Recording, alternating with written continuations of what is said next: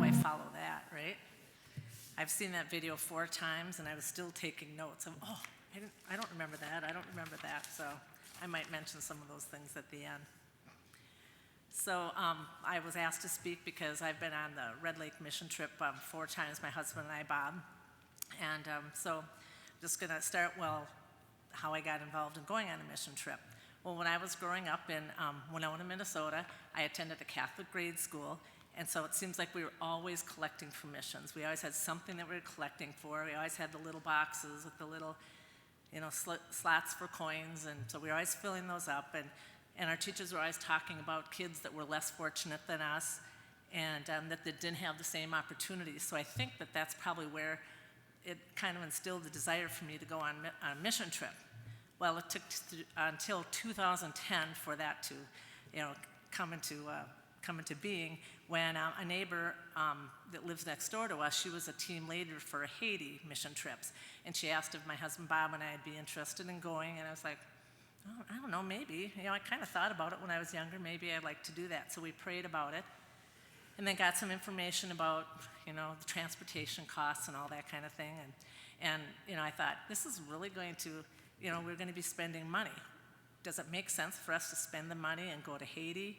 What are we going to do for them? Wouldn't it just be better to send that money for food and for clothing and things like that?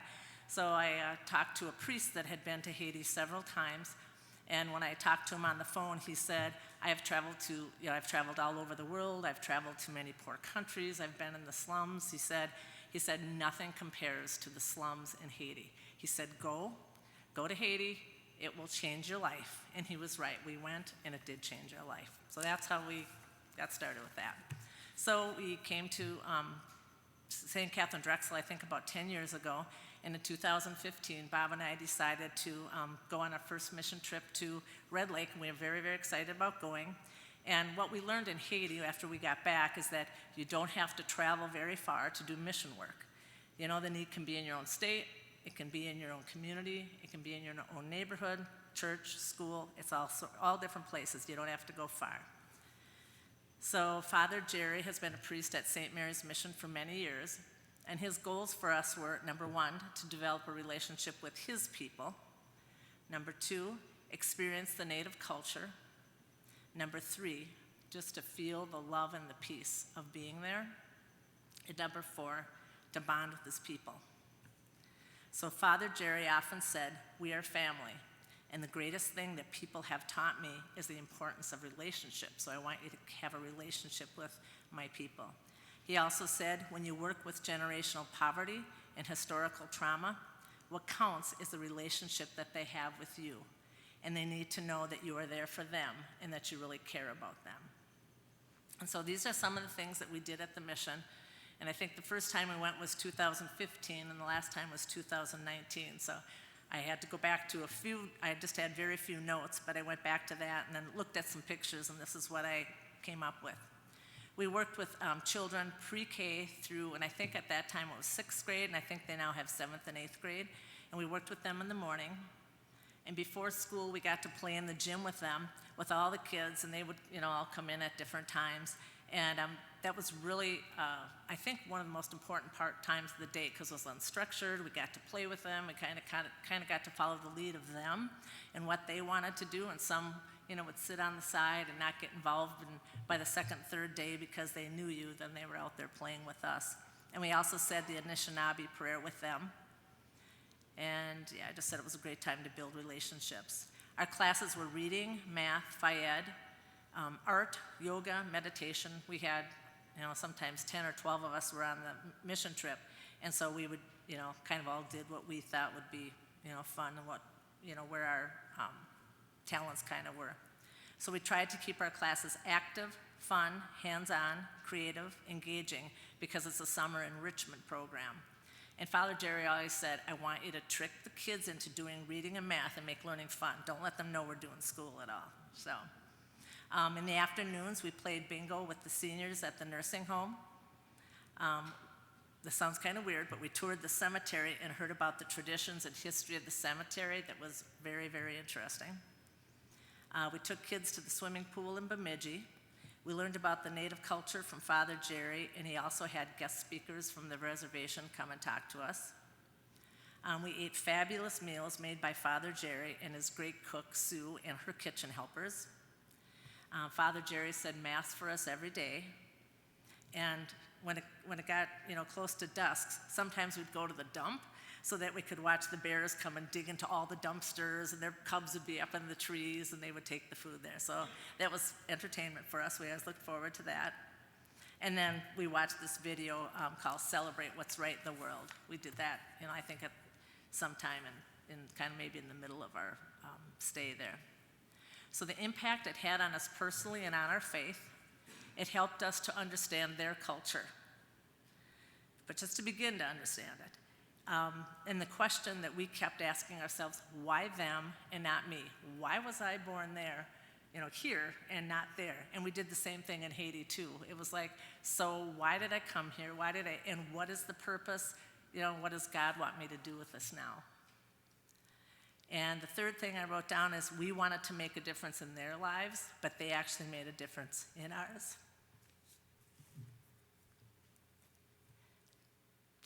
I get emotional when I talk about it, sorry. So why would you encourage others to go on a mission trip? Number one, it does change your life. Number two, the team bonding and the relationships that you develop with your friends from St. Catherine Drexel. And we've had other parishioners from other parishes and other churches, come with us, and that's been very fun. One year there was actually a mix-up, and there was a youth group there from another parish in the metro area, and we had so much fun with those kids, and it was just we had fun doing some team bonding things that night too, and we got to see the kids interacting with the youth, and then with us too, and it was very different, so that was fun also. And the third thing is that God's not finished with us yet. You never know where it's going to lead you. And then I would just mention, I didn't know we were going to watch Celebrate What's Right in the World before, but I was just going to say about how powerful that was. And it's a simple and powerful idea that encourages us to look at our world through a more positive lens. And the things that I wrote or jotted down during this video was celebrate the best in people. When we believe it, we will see it. It's not the best in the world, but it's not necessarily the best in the world, but it's best for the world. And the last thing I wrote down is incredible things happen when we're open to possibilities. Thank you.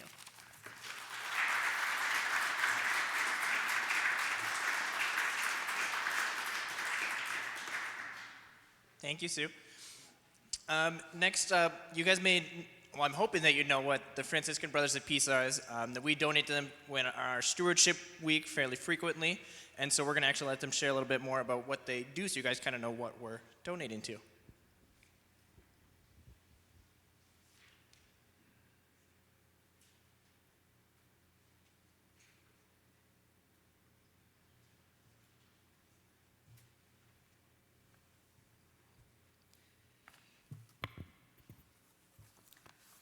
Hello, everyone.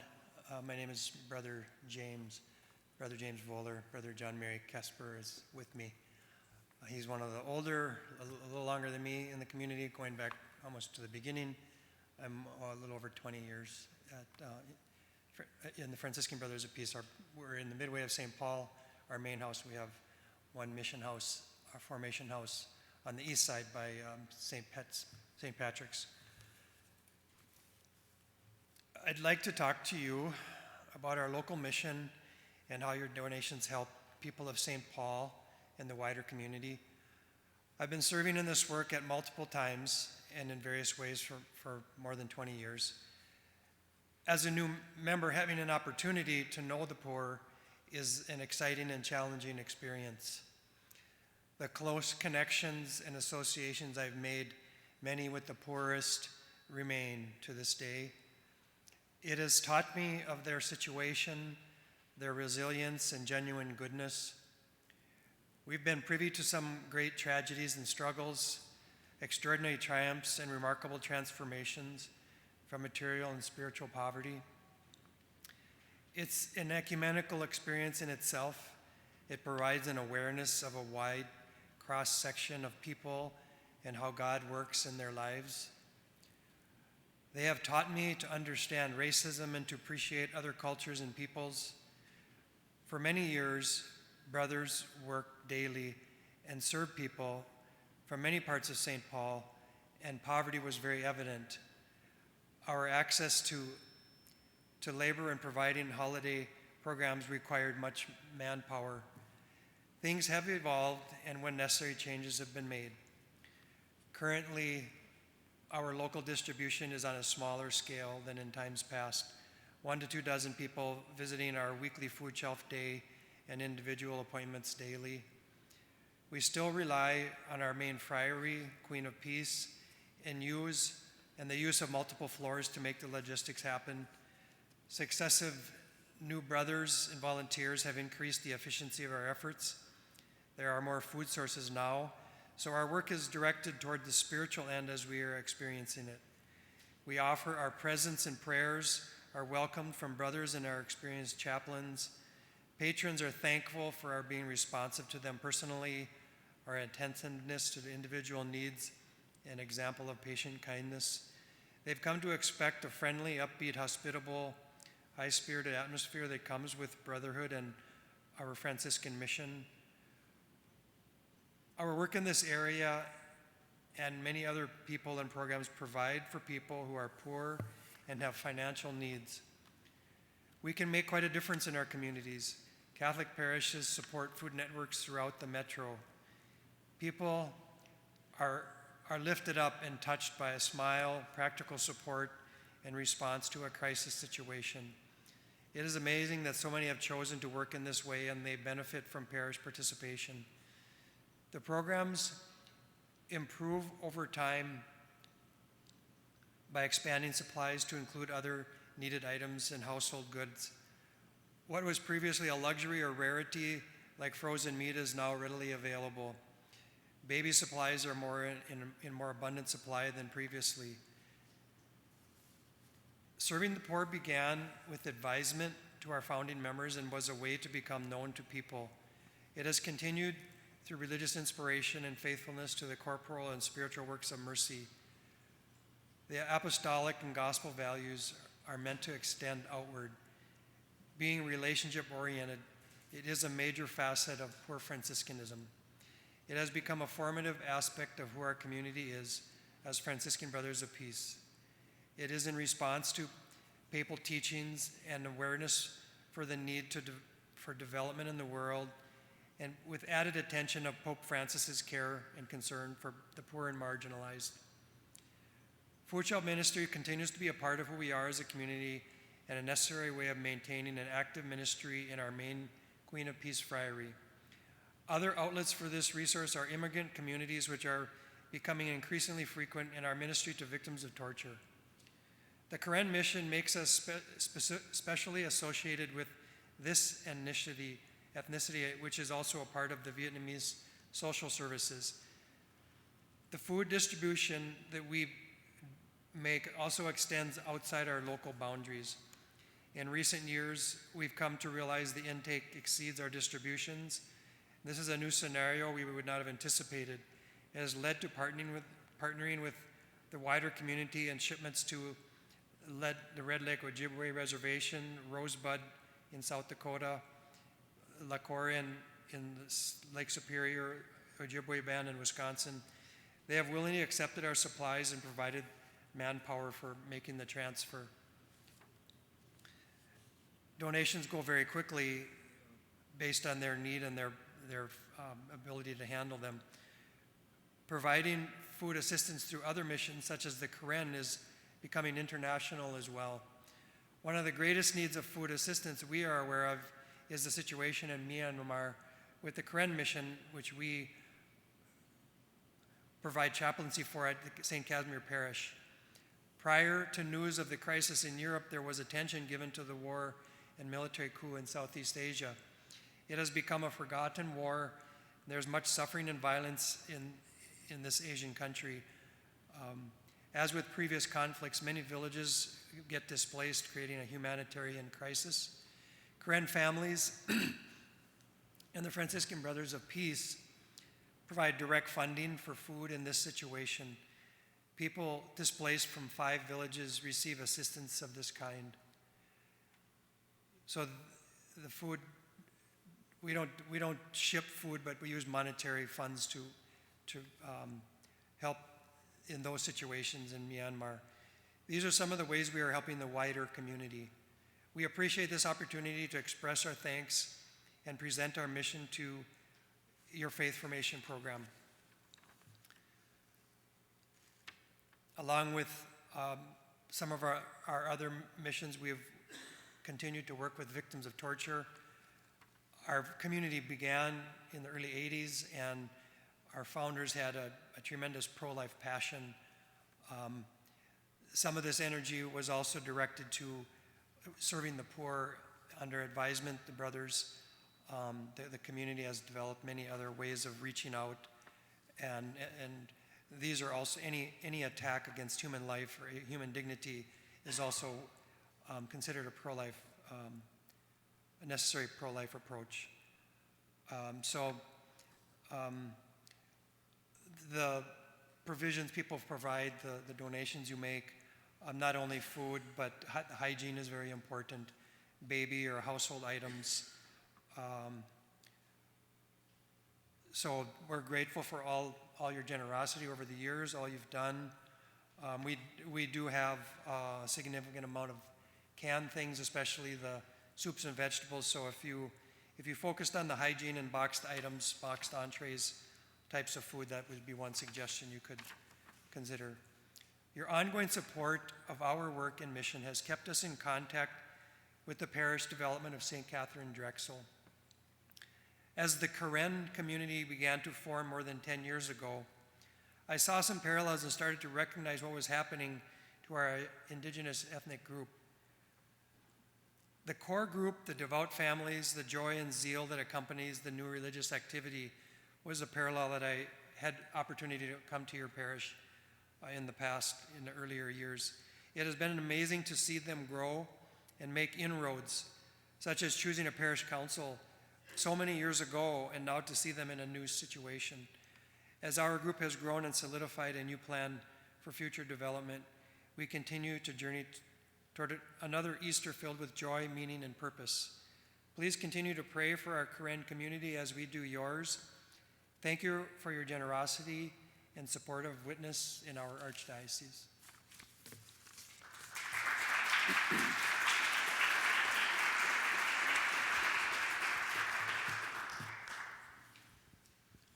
And then our next speakers, we have two of our young people are going to share a little bit about some of their mission trip experiences that they've done on high school mission trips here.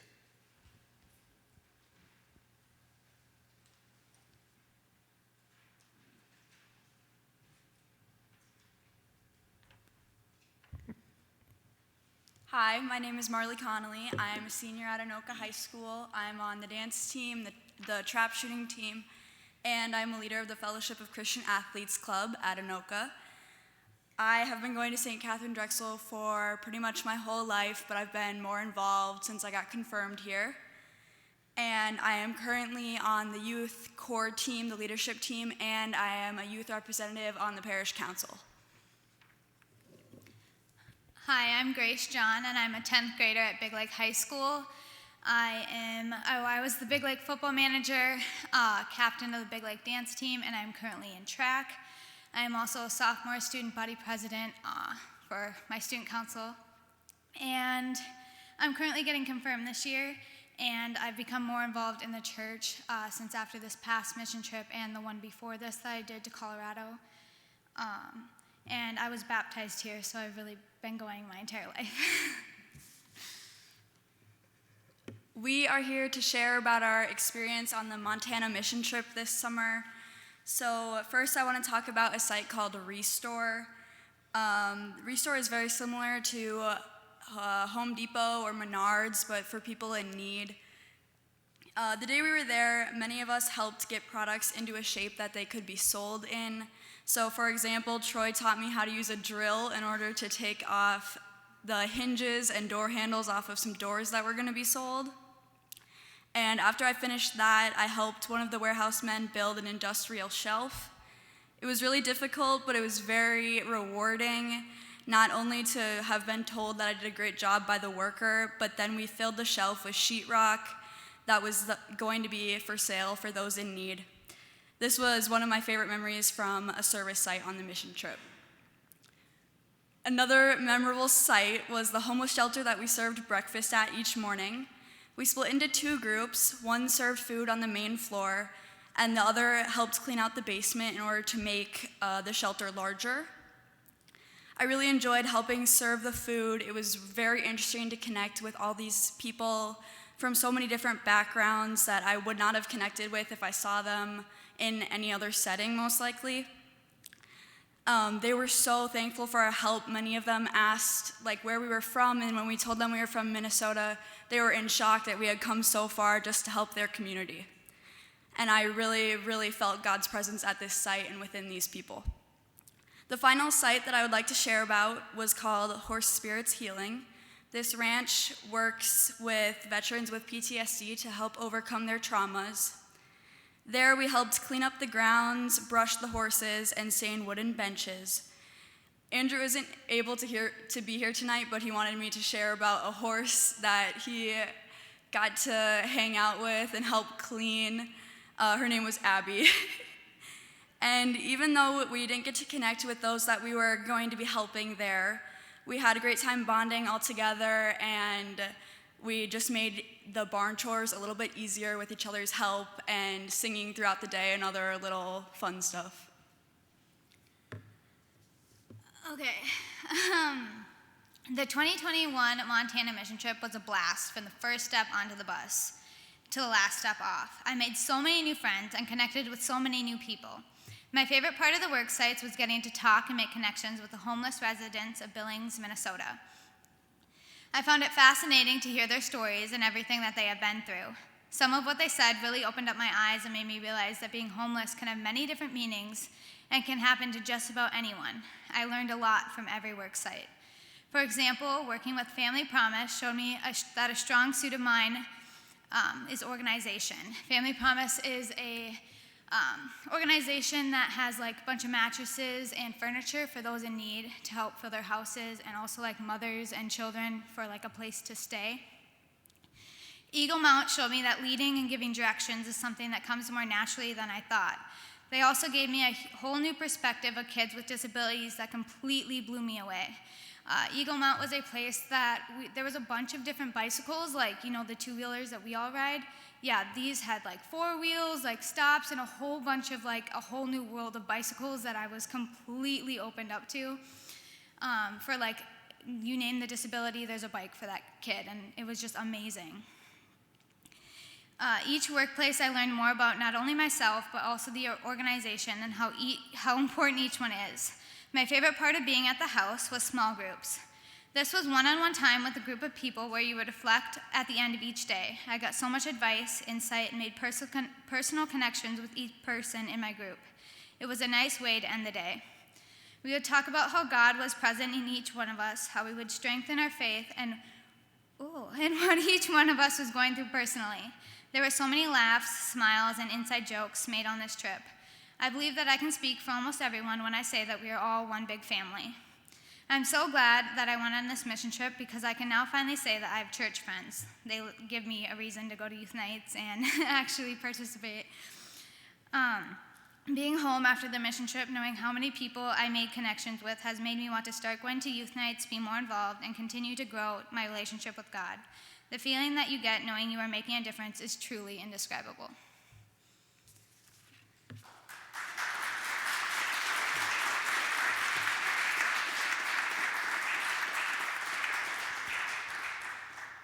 And then actually I'm going to have all 4 of our speakers that spoke tonight. If you guys all want to come back up, and you guys are going to kind of stand up here in front of this rock. And if anybody has any questions for anything that you guys talked about, they can ask that question now, and then they'll go up to the ambo and can respond to you. Does anybody have any questions for Sue or the Franciscan Brothers or the mission trip kids? Yes? So I was curious about the history of the Franciscans and how they started.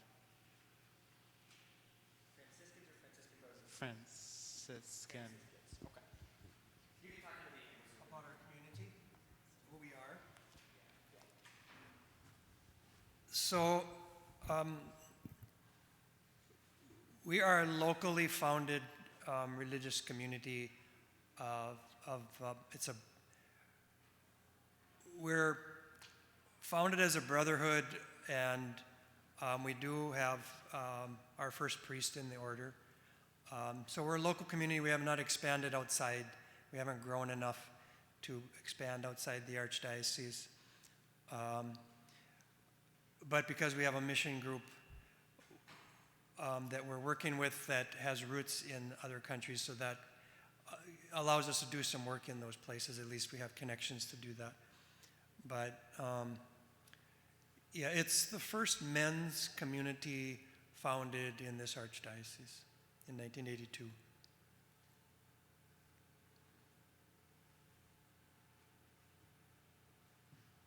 Any other questions for any of the speakers? Yes. Brother James, could you say a little more about your ministry to victims of torture? Yes, so, a lot of the things we did, a lot of the interesting ministries we had came to us from the outside, like someone suggested it to us. And Governor Perpich and his son started the first center to treat psychologically and so treat people who had come from countries. Torture is a international problem in the developing countries, and so they treat them. And so they needed a place to receive hospitality, so they have shared our accommodations for about 25 years. We don't have a lot of them here with us at this time, but for some reason, most of them have been Ethiopian. So like the conflict you hear about in Ukraine, there's really a lot happening in Ethiopia too. A lot of people are suffering. There's a lot of civil war going on there. But it's been a so-called easy ministry. They share our accommodations. It's just they're a natural part of our life, and they have some small chores, but they mostly keep themselves busy with getting reunited with their families, finding work, and learning English. So we've probably had about 50 or 60 over those years that have stayed with us. Half a dozen at a time. But it's been quite interesting. It's exposed us to other countries. We're too small to have worked there. The large orders would send people everywhere. We didn't have that opportunity, but we've experienced quite a bit of culture from some of these things.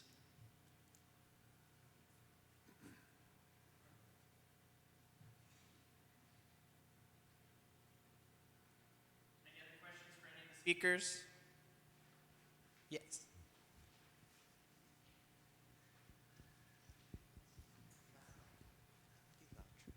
So I was wondering about Brother James. Do you have any memorable stories from your service that would kind of sticks out?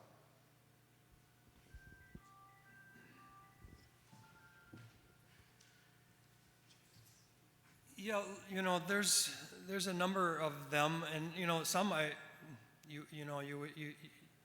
can't help but respect the confidentiality, but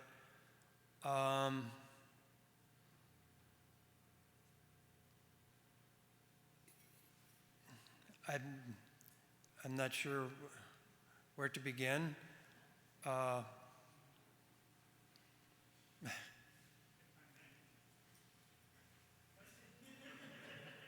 mission story or someone we've assisted recently?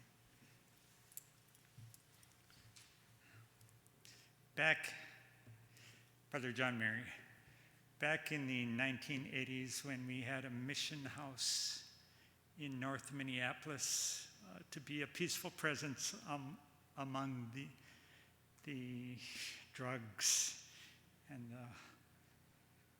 many single mother families trying to raise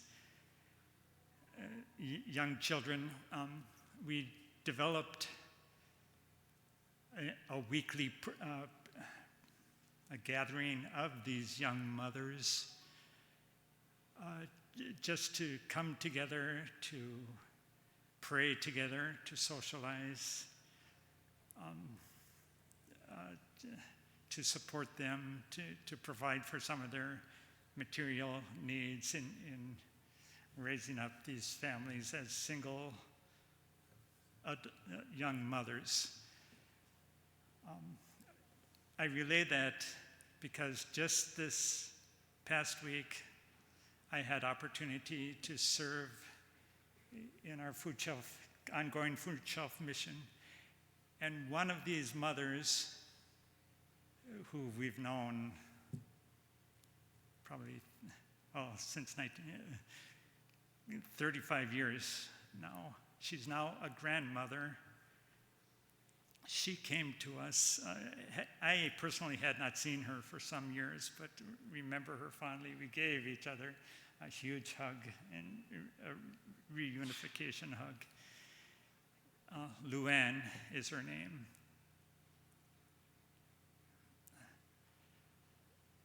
These young mothers are now grandmothers, taking in their grandchildren, because generation to generation, unfortunately,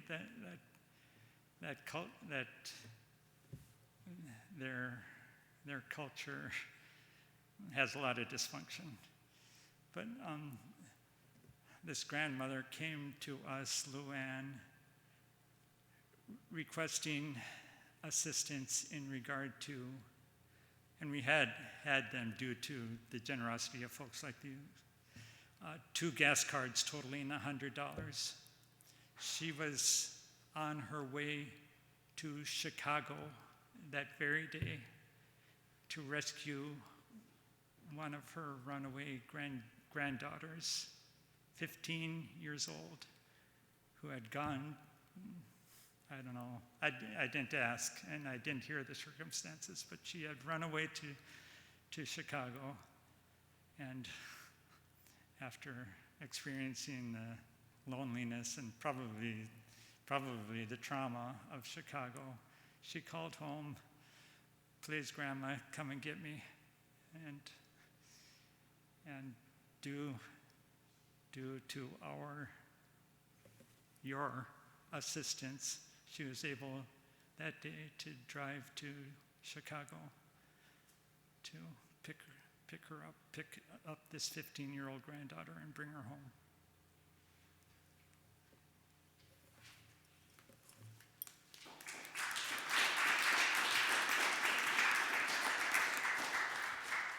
Any final questions for any of the speakers that spoke tonight? Yeah. Okay. Sue, do you want to just let the group know what are the dates for our adult mission trip this summer, and who do they get in touch with if they would like more information or would like to participate?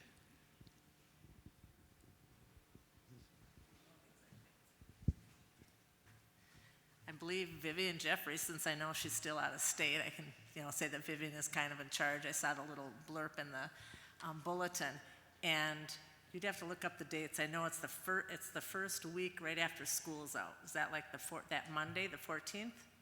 Is it the 14th, and it goes through Thursday? So it's the mission trip is generally Monday through Thursday.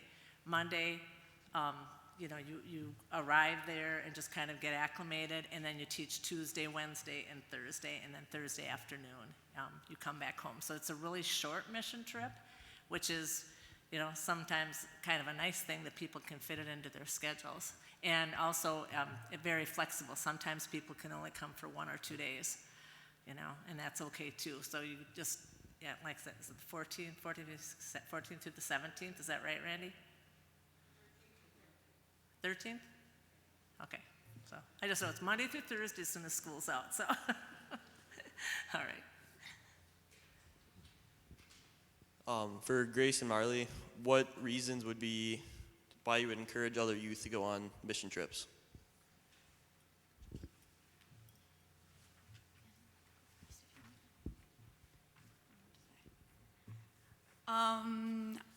There's a lot. I don't know, like everything we already said about all the amazing experiences that we had, like just getting to know other youth. I know I didn't know Grace before this mission trip, and she was in my small group that we led. So I'm like really close with Grace now and Ray. And that was my first mission trip, so I was kind of like, I don't know, but it was a really awesome experience. So if you guys are open during our next mission trip, you should definitely go. Yeah, some other reasons to join is like just like the memories that you make. Like I remember at Family Promise while we were eating lunch, Joe and Peter and one other guy who I'm forgetting his name currently, but they all started singing Can't Help Falling in Love, and we literally just like sang that song the entire night. And there was one night bus ride when we were going back to the house, and we were all singing it and just laughing. And you play a lot of games on the bus ride. Like, it's a long bus ride there, but I feel like you make the most memories on that bus ride because we play cards, we talk, we goof around, eat a bunch of snacks and food. Like, you definitely don't go hungry. So, I mean, it's just an overall really good experience. And it also, like, I mean, for me, it really, like, brought me closer to my faith, too. Like, my first mission trip was to Colorado, and before that, I wasn't really involved in the church at all. But after, I was like more prone to going to youth nights and actually like asking myself like what my faith means to me. Like those types of conversations came up because I went to the mission trip, and that really helped me a lot.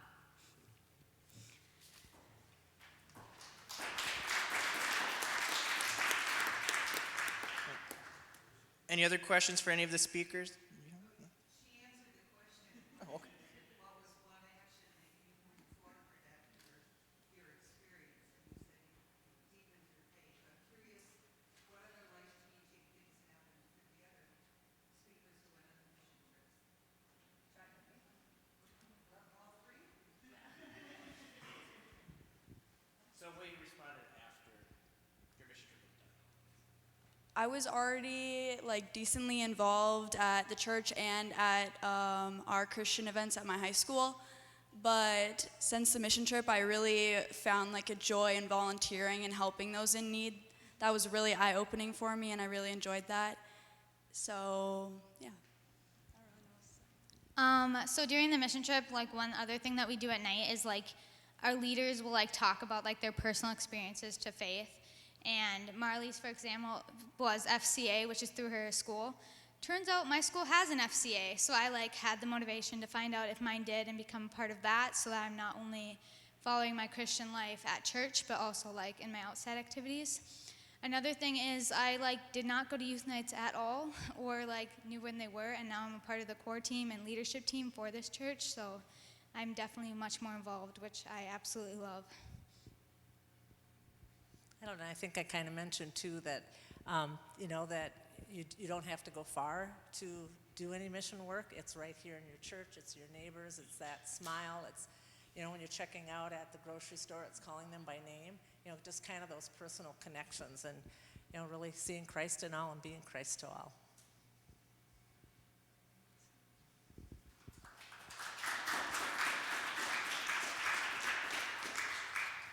Anybody else have any questions? Okay. Then we're going to have our elementary kids are going to come kind of stand on this front step, and they're just going to share a little bit about what they did tonight.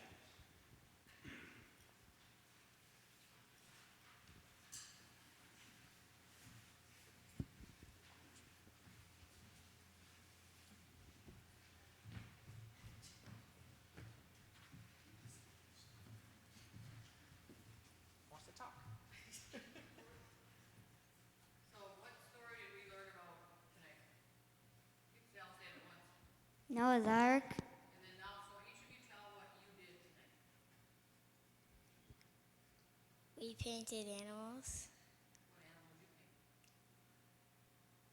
paint? Owl. Painted the ark. We painted the water. I painted an chicken. I painted a rabbit and butterflies. I painted a pig and a ship. I painted a cow and I forgot the other one.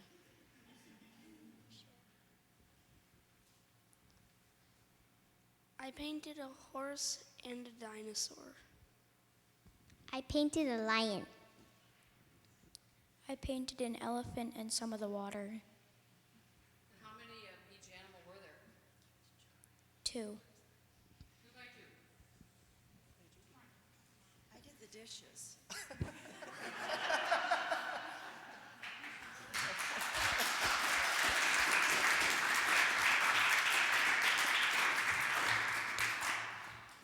Right, and then we are going to close our session in song. Todd? Oh, wait. Oh. Yes, we have a short video on St. Mary's. So St. Mary's is our sister parish. We send both youth groups and adult groups there every summer. And we also do other donations throughout the year. We do diaper drives and school supplies drives. So this is kind of an update from St. Mary's about how they're doing with their building project and as a school.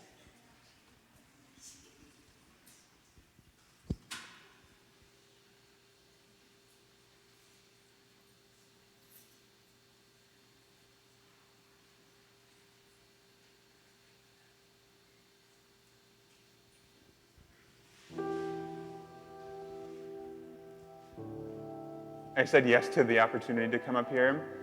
There are days that are more difficult than anything I could have imagined before I said yes to this. But it is the first time as a teacher where I'm able to go back at the end of a workday and ask myself, did I make an impact in a student's life today? And almost every day the answer is definitively yes. When we talk about Catholic education, it's not just about teaching St. Mary's kids how to read, how to write, how to add, subtract, what have you.